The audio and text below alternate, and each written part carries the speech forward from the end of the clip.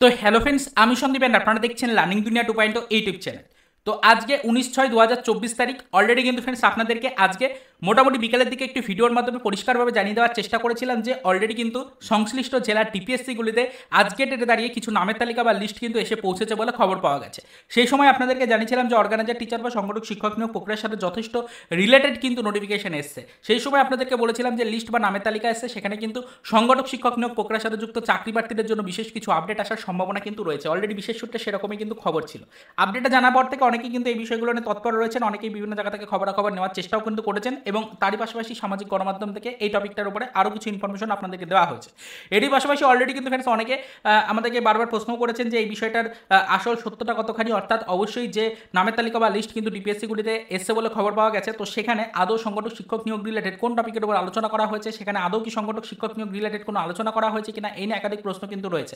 আমরাও আপনাদেরকে যে ভিডিওটা আগে ক্রিয়েট করেছিলাম, যেটার মাধ্যমে আপনাদেরকে জানিয়েছিলাম যে সংশ্লিষ্ট জেলার ডিপিএসসিতে অলরেডি কিন্তু লিস্ট এসছে বলে খবর পেয়েছি, তো সেই বিষয়টাতে পরিষ্কার করে বলেছিলাম যে লিস্টটা যেহেতু সবেমাত্র সেই টাইমে প্রবেশ করেছে বা সেই টাইমে কিন্তু ডিপিএসসিগুলির হাতে এসছে, তো সেক্ষেত্রে লিস্টের বিষয়বস্তু সম্পর্কে কোনো কনফার্মেশন সেই টাইমে পাইনি। অবশ্যই আপনাদেরকে জানিয়েছিলাম এই বিষয়ের উপরে ইনফরমেশন পেলে সেটা আজকের ডেটে একটি ভিডিওর মাধ্যমে আপনাদেরকে জানিয়ে দেবো। তো সেই কারণেই মূলত আজকের এই ছোট্ট এবং আর্জেন্ট ভিডিওটা কিন্তু ক্রিয়েট করা। আপনারাও এই টপিকের উপর একাধিক প্রশ্ন করেছেন বলে আর্জেন্ট বেসিসে এই ভিডিওটা কিন্তু ক্রিয়েট করতেই হলো। তো দেখুন, আপনাদেরকে জানিয়ে রাখার চেষ্টা করি আজকের ডেটে অর্থাৎ 19/6/2024 তারিখে সংগঠক শিক্ষক নিয়োগের যে চাকরি প্রার্থীরা রয়েছেন, তো তাদের জন্য কিন্তু একটি বিশেষ সুসংবাদ কিন্তু এসছে অবশ্যই।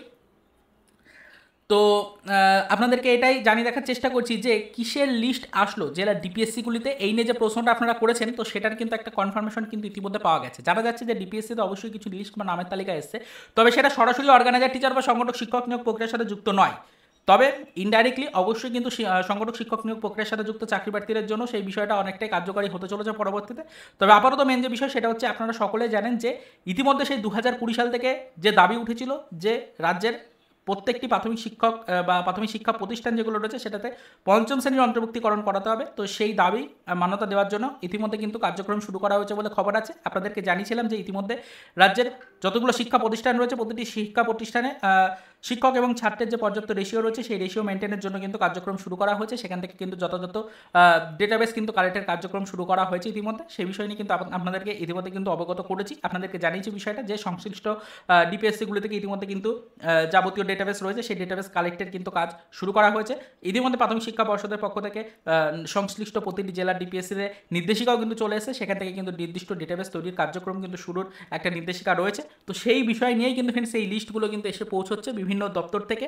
ইতিমধ্যে যা খবরাখবর পাওয়া যাচ্ছে সংশ্লিষ্ট জেলার ডিপিএসসিগুলিতে কিন্তু সেই জেলার অন্তর্ভুক্ত প্রতিটি শিক্ষা প্রতিষ্ঠান থেকে যে সংশ্লিষ্ট তালিকা রয়েছে বা শিক্ষক এবং ছাত্রের যে রেশিও অনুযায়ী যে ডেটাবেসগুলো রয়েছে সেইগুলোই কিন্তু এসে পৌঁছচ্ছে। তো সেটাই হচ্ছে তালিকা বা নামের লিস্ট বলা হচ্ছে। তো এই তালিকাগুলোই কিন্তু আপাতত ডিপিএসসিগুলিতে এসে পৌঁছাচ্ছে, তবে একই সাথে প্রতিটি ডিপিএসসিতে তো এসে পৌঁছানো সম্ভব নয়। সংশ্লিষ্ট জেলার প্রায় প্রতিটি ডিপিএসসি থেকেই এই আপডেটগুলো কালেক্ট করা হচ্ছে। ইতিমধ্যে ডিপিএসসিগুলি নির্দেশিকা দিয়ে দেওয়া হচ্ছে, ইতিমধ্যে ডিপিএসসিগুলিতেই কিন্তু মূলত নির্দেশিকা দেওয়া হয়েছে এই প্রাথমিক শিক্ষা পর্ষদের পক্ষ থেকে এই বিষয়গুলো নিয়ে আপডেট কালেক্টের জন্য। তো প্রাথমিক শিক্ষা পর্ষদের নির্দেশিকা অনুযায়ী ডিপিএসসিগুলি থেকে সংশ্লিষ্ট জেলার যতগুলো শিক্ষা প্রতিষ্ঠান রয়েছে সেগুলো থেকে কিন্তু সংশ্লিষ্ট শিক্ষক এবং ছাত্রের যে রেশিও রয়েছে সেই রেশিও অনুযায়ী যাবতীয় ডেটাবেস সেটা কিন্তু অলরেডি কালেক্ট করা হচ্ছে। পর্যাপ্ত শিক্ষক রয়েছে কিনা প্রতিটি শিক্ষা প্রতিষ্ঠানে ছাত্রের সংখ্যা শিক্ষকের সংখ্যা অনুযায়ী কোনো গরমিল রয়েছে কিনা, পর্যাপ্ত রেশিও মেনটেন করা হচ্ছে কিনা, এই সম্পর্কিত একাধিক কিন্তু কার্যক্রম অলরেডি কিন্তু শুরু করা হয়েছে। সেই অনুযায়ী ডেটাবেস কালেক্ট করা হয়েছে এবং প্রতিটি শিক্ষা প্রতিষ্ঠানকে পঞ্চম শ্রেণীর অন্তর্ভুক্তিকরণ করানোর জন্যই মূলত কিন্তু এই ডেটাবেসগুলোকে চেয়ে পাঠানো হয়েছে। তো সেই ডেটাবেসগুলোই কিন্তু একে একে এসে পৌঁছাচ্ছে সংশ্লিষ্ট জেলার ডিপিএসসিতে। সেটাকে নিয়েই কিন্তু ফ্রেন্ডস এত তোলপাড়, সেটাকে নিয়েই কিন্তু এত আপডেট আসছে। তবে বলে রাখি অবশ্যই সংগঠক শিক্ষক নিয়োগ প্রক্রিয়ার সাথে যুক্ত সরাসরি কিন্তু সেরকম কোনো আপডেট এই লিস্ট বা এই নামের তালিকার মাধ্যমে না আসলেও অবশ্যই পঞ্চম শ্রেণীর অন্তর্ভুক্তিকরণ যদি করানো হয়ে থাকে রাজ্যের প্রতিটি শিক্ষা প্রতিষ্ঠানে, তাহলে কিন্তু অবশ্যই আপনারা বুঝতেই পারছেন ভ্যাকেন্সিতে আরও একটা বড় ধরনের পরিবর্তন আসতে চলেছে। ভ্যাকেন্সিতে কিন্তু হিউজ পরিবর্তন আসবে 2024-এর নিয়োগের সময়। সেই সময় অবশ্যই কিন্তু চাকরি প্রার্থীরা একটা বড় ধরনের সুযোগ কিন্তু পাবেন এবং তারই পাশাপাশি সংগঠক শিক্ষক নিয়োগ প্রক্রিয়ার প্রতিটি চাকরি প্রার্থী কিন্তু আরও একবার সুযোগ পাবেন তাদের নিয়োগ প্রক্রিয়াটার জন্য। তো এটাই আপনাদেরকে জানাতে চাইলাম যে অবশ্যই সংগঠক শিক্ষক নিয়োগ প্রক্রিয়ার সাথে যুক্ত চাকরি প্রার্থীদের বিষয়টা জানা জরুরি।